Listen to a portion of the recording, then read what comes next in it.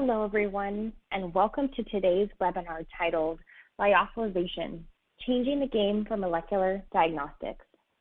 My name is Michelle Ashton, and I'll be your moderator for today's event. Today's educational web seminar is brought to you by LabRoots and sponsored by Thermo Fisher Scientific. To learn more, visit thermofisher.com. Let's get started. Before we begin, I would like to remind everyone that this event is interactive. We encourage you to participate by submitting as many questions as you want at any time you want during the presentation. If you have trouble seeing or hearing the presentation, please click on the support tab found at the top right of the presentation window, or report your problem by clicking on the Ask a Question box located on the far left of your screen. This presentation is educational and thus offers continuing education credits. Please click on the Continuing Education Credits tab located at the top right of the presentation window and follow the process to obtain your credits.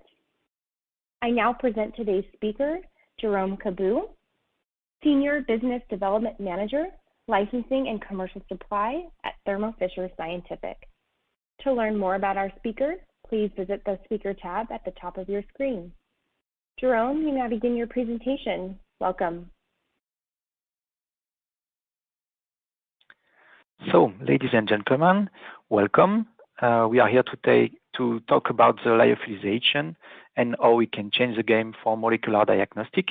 My name is Jerome Cabeau, working for Thermo Fisher Scientific as a Senior Business Development Manager, Licensing and Commercial Supply.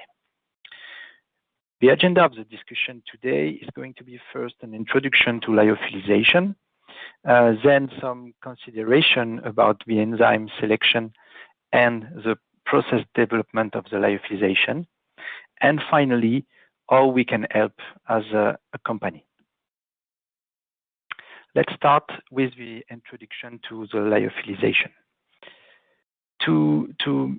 In short, to explain what is lyophilization, it is a process of freeze-drying a product.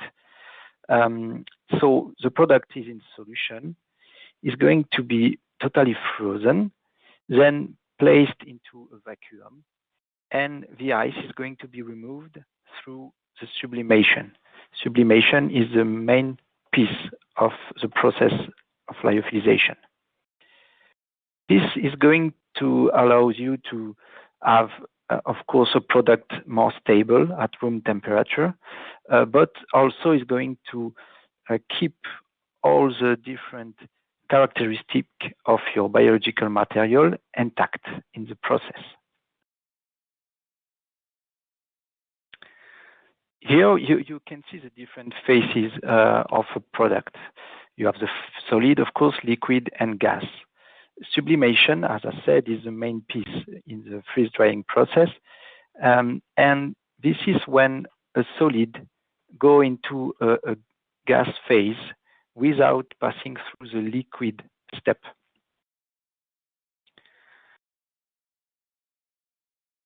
You have to consider two interesting points here. The triple point, this is the pressure and temperature where a molecule can be in solid, liquid, and gas phase, and also the critical point. This critical point is when your product have a maximum temperature after what is going to start to melt or collapse. This is going to be quite important in the other step for the lyophilization. If we go back in time, lyophilization is not that new. In fact, South American people in the ants try to preserve potatoes in 1250 before Christ. Then it was really developed by a French guy, Arsène d'Arsonval, at the beginning of the 19th century. He was trying, in fact, to remove water at low temperature for distillation. So it was really when we discovered the lyophilization process. Then during World War II, we used this process to have stable products like blood plasma and penicillin. Of course, it was really important during the Second War. A little bit later, we use it to lyophilize coffee and also to lyophilize foods for Apollo mission and also for our military. More recently, in the 90s, lyophilization was used in the pharmaceutical and biotechnology market for drug and vaccine development. Nowadays, it is used in many different molecular assays. And of course, it's really interesting because of the speed and accuracy needed by molecular diagnostic assays. The new platform for molecular diagnostic on the market are very often now easy to use and fully automated to have something like sample to answers tools. You can use it for different disease like infectious disease, any kind of genetic testing, prenatal, oncology, and many other use.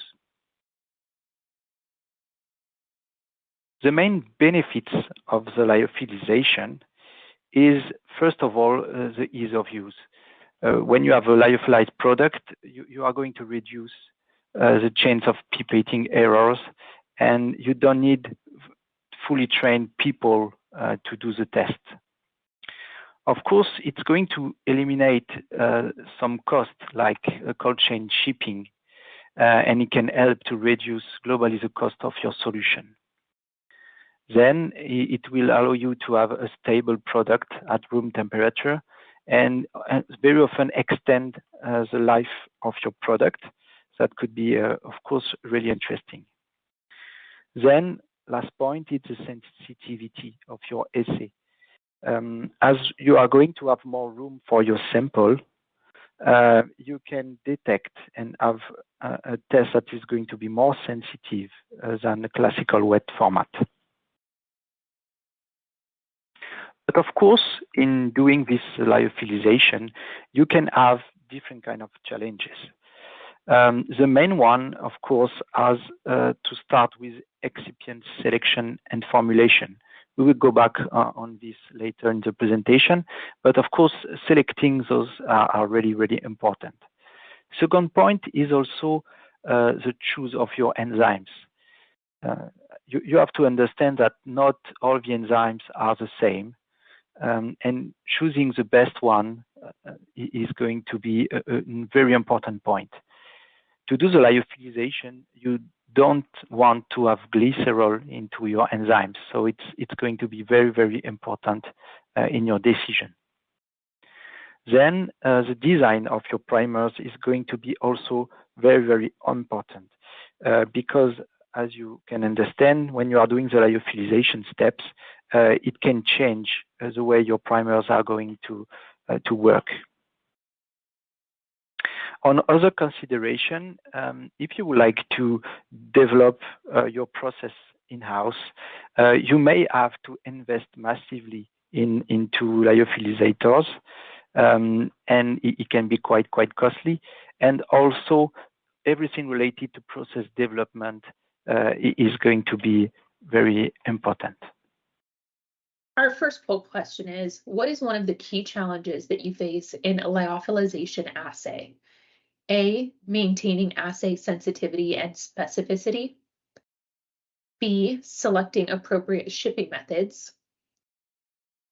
C, developing liquid-based enzymatic solutions. D, implementing ambient temperature storage solutions. Now, let's continue with some consideration about the enzyme selection. A very important thing to know is that your assay is only as good as your enzyme. This means that not all the enzymes are the same, and you need to consider very high-performing enzymes to have a better assay.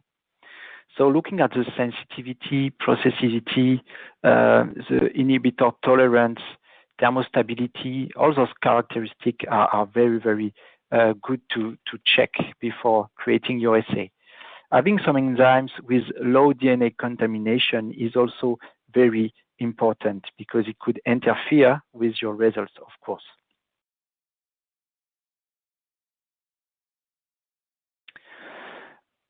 To now available on the market, you can find some LyoReady enzymes that are here to help you in your molecular assay development. Having a LyoReady enzyme means that you will have a very low content in glycerol in your enzyme. But for us, it's not only going down in glycerol, it's also doing some optimization and be sure that your enzyme is going to have the same sensitivity, processivity, and all the characteristics they have when they are in presence of glycerol. To do so, we have to do, of course, some optimization, and our solution available are optimized enzyme. Our second poll question is, are you interested in getting a quote about our enzymes with lyophilization format for your research or assay development? Please select A for yes or B for no. So the different enzymes available now, you have to check 3 main points if you would like to have an IVD kit that is going to be CE marked or validated by the FDA. So the 3 main pieces of that are going to look at the performance of the enzyme. And again, it's looking at inhibitor tolerance, thermostability, processivity, specificity, and low residual DNA contamination. Then it's going to look at the consistency, having specific QC tests to be sure that you have consistent results with your enzymes. And finally, the quality used to make your enzyme. You will need some level of certification to have those included in your final assay. We have a long list of LyoReady enzymes available today. I'm not going into details into that, but we have different reverse transcriptase available, some isothermal enzymes also, then Taq DNA polymerase and DNA polymerase with proofreading activities. Here we would like to show some results of different tests using a couple of enzymes. One enzyme is the superscript RT as a reverse transcriptase, and the second one is the platinum 2 Taq DNA polymerase. So we created a one-step RT-qPCR mix with those 2 enzymes, and we tested into a duplex detection of parainfluenza and coronavirus. As you can see here, we have very often better results in terms of amplification efficiency, but also in sensitivity in doing different kind of dilution for those tests. Performing the same kind of test with human mRNA is going to provide the same kind of results. We have the best amplification and also the best sensitivity in comparison to other available products.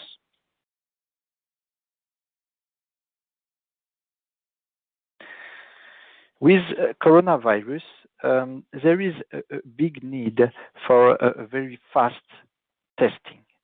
And this created a big call for new solution like loop-mediated isothermal amplification or LAMP PCR. Here you can find that we developed some solution and we have available now some DNA polymerase for LAMP, but also RT enzymes and many different enzymes, other products, like Cybergreen or Cyto16 for the colorimetric readout of LAMP detection.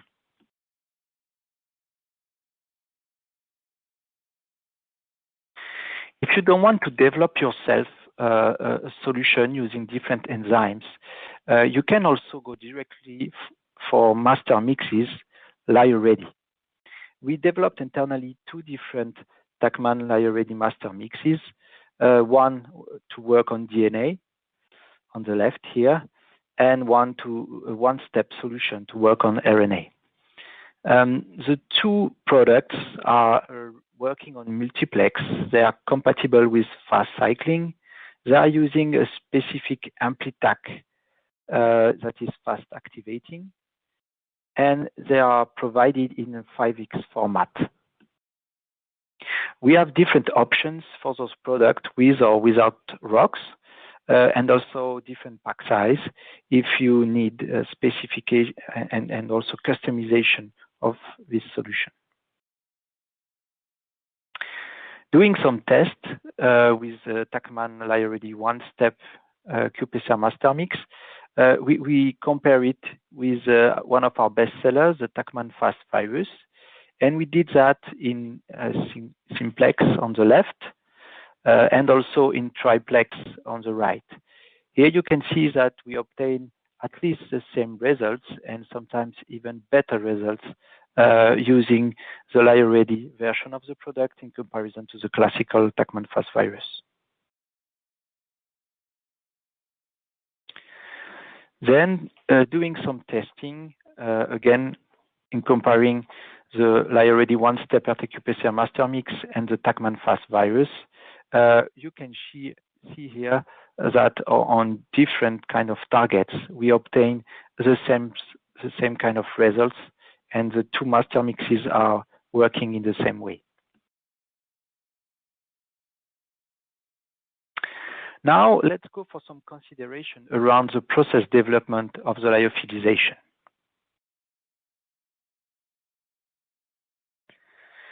So the first stage, when you are doing your lyophilization, it's going to be the freezing. So this freezing step is going to be, of course, really important, and you may have to optimize this, and you are going to create a solid phase of your product.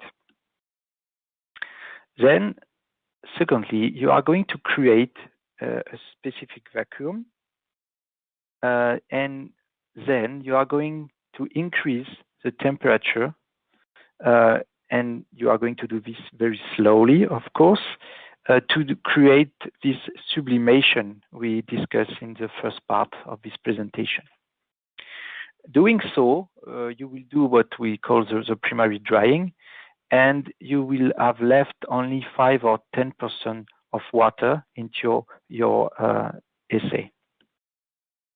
Then you will go for a secondary drying, where you are going really to do the desorption and eliminate any strong water bonds into your material. And you will finish with only 1 or 2% of water in your assay. Here I will show you a video. It is a freeze-dry microscopy video that is going to show the transition of a lyophilized product from liquid to frozen, then finally to dry state.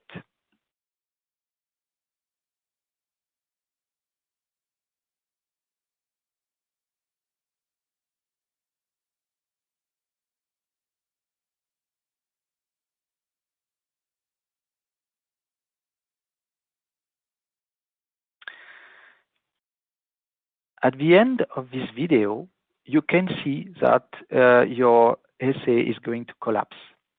This is how you are going to determine, in fact, your collapse temperature.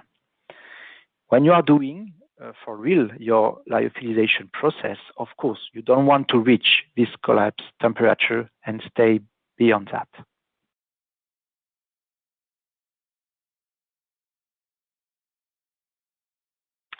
Now, to do the lyophilization, you will need different kind of components.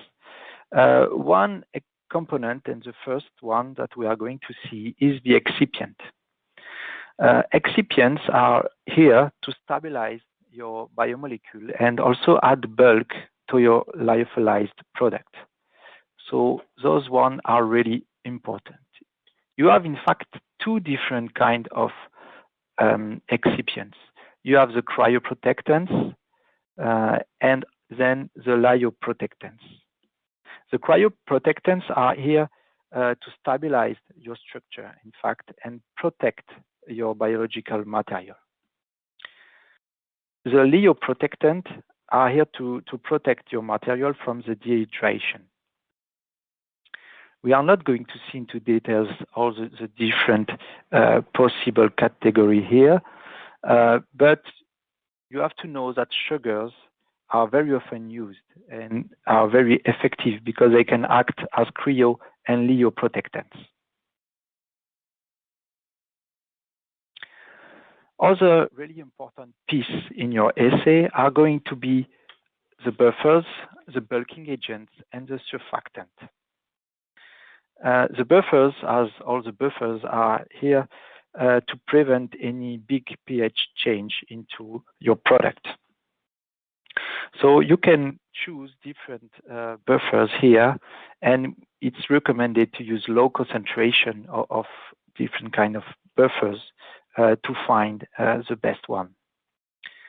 The bulking agent here, you are going to add that, of course, to support the structure of your biomolecule. Typically here, you can use different kind of disaccharides, and it's going, as we said, to help you have the correct shape and structure of your biomolecule.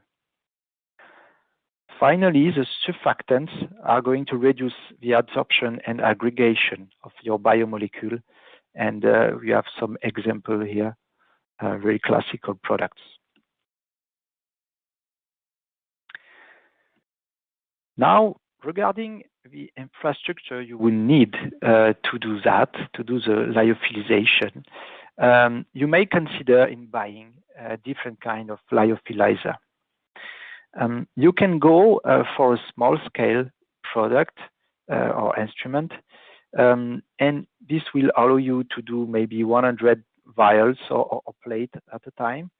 They are small, they are consuming some energy, of course, but there is nothing to do with the large scale lyophilizer.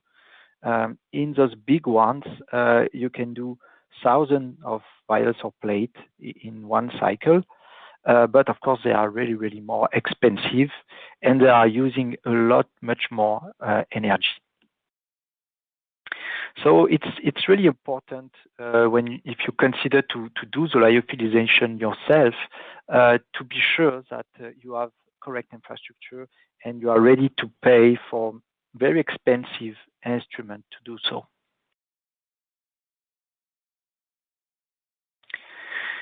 When you have your lyophilized product, it's going to be very important to check the humidity. Humidity is going to be your enemy here. So to do that, you will have to think about the package you are going to use. Maybe have this silica gel desiccants to have a correct level of humidity. But also, if you have a single-use product, using a vacuuming product as a package, it can be a good solution. If you would like to use your product multiple times and have a long-term storage, of course, you will have to check the temperature, but clearly control the humidity. And you can do that with specific dry boxes.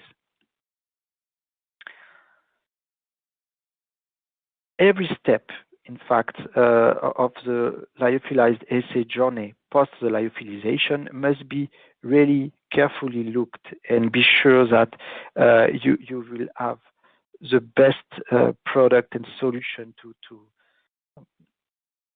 check humidity all along the way.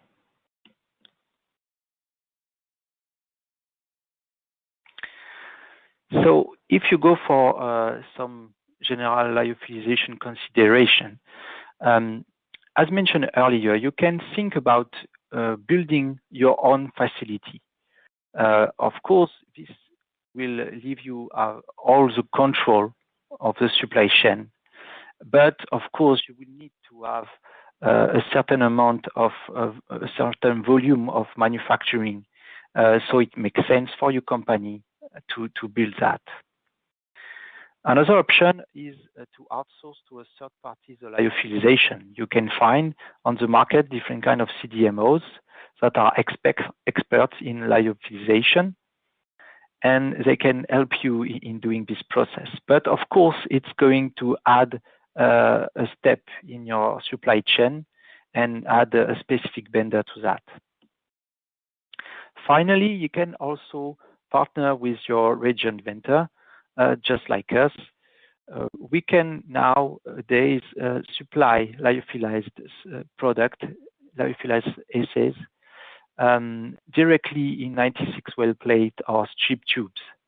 And of course, it's much more convenient because you only have one vendor to do all the different steps here. No matter what you are going to choose, we are here and we are happy to help you.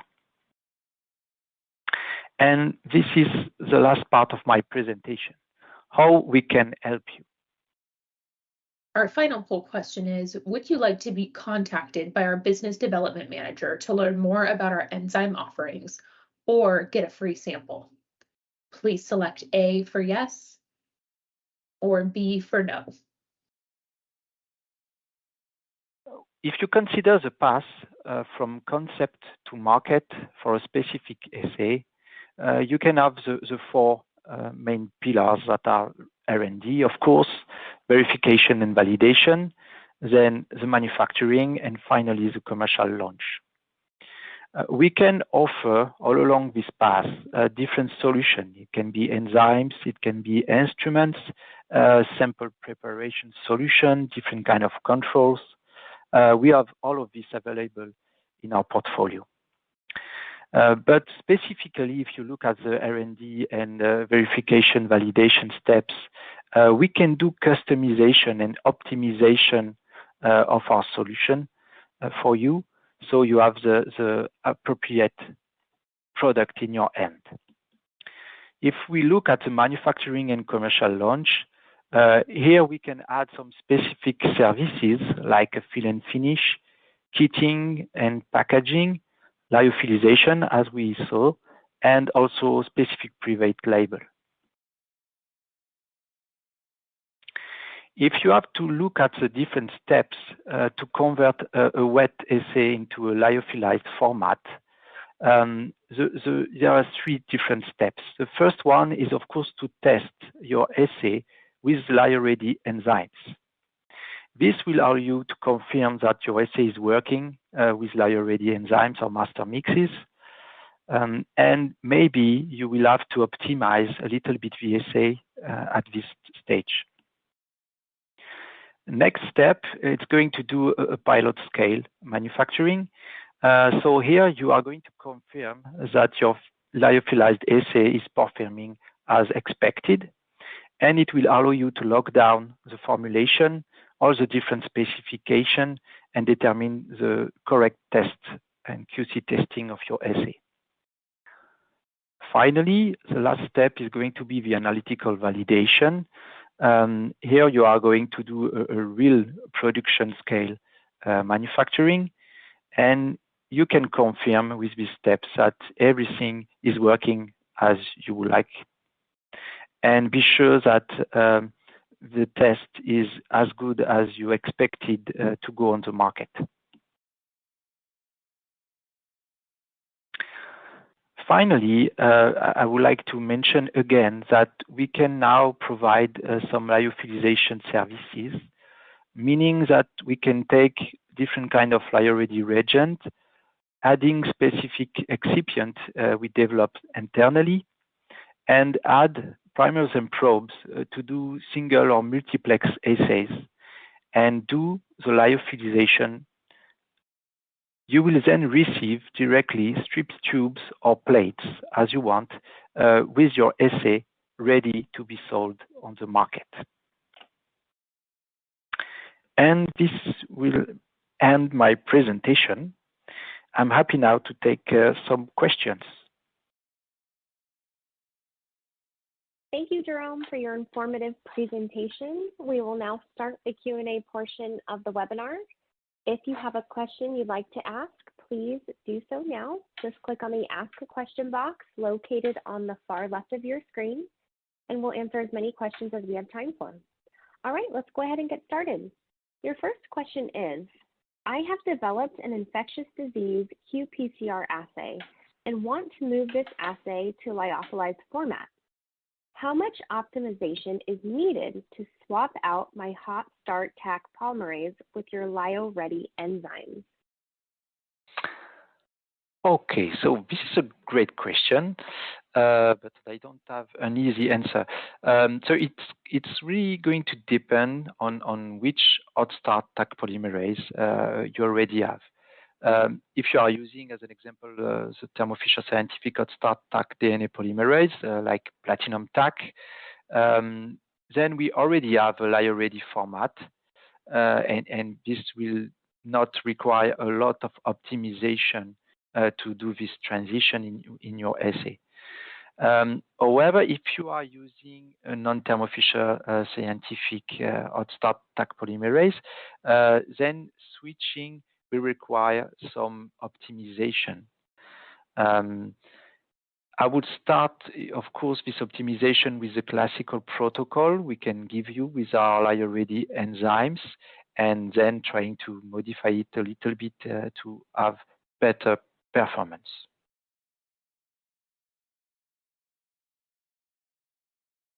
Okay, your next question is, I currently have an assay in liquid format.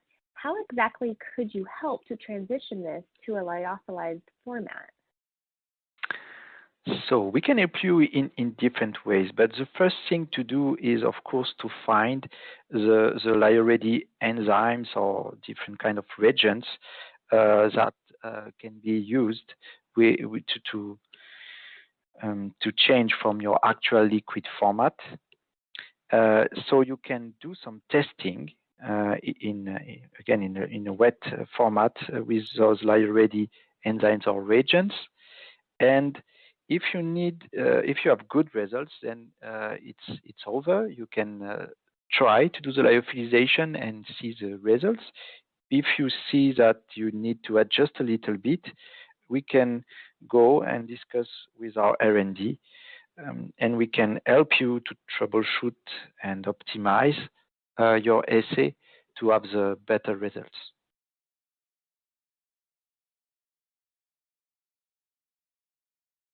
Thank you, Jerome. Okay, and we have time for one more question. This user says, thank you for your presentation. I am starting to develop a lyophilized master mix. Do you recommend that I start with your lyo-ready reagents for the assay or conventional enzymes from your catalog, then switch to lyo-ready reagents? Okay, if you are planning to develop a lyophilized assay, there is no need, and I don't think it's interesting to develop it with classical enzymes containing glycerol. I would really recommend to start the development of your master mix with lyo-ready reagent, do all the optimization of the assay in a wet format, and then continue and do the lyophilization. All of our lyo-ready reagents comes with a protocol, and it's going to help you to start in this process. And we have, as you saw, a wide range of enzymes available. So if you would like to test some of them, let us know, and we are happy to send you some samples for an evaluation.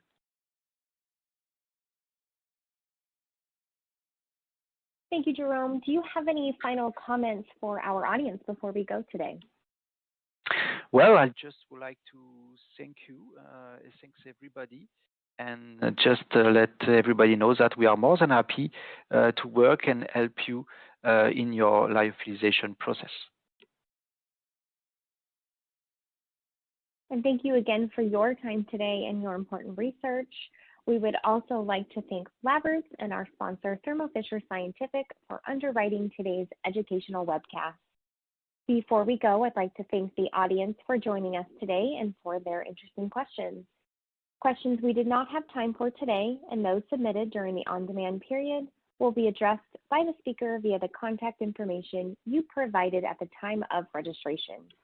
This webcast can be viewed on demand, and LabRoots will alert you via email when it's available for replay. We encourage you to share that email with your colleagues who may have missed today's event. Until next time, goodbye.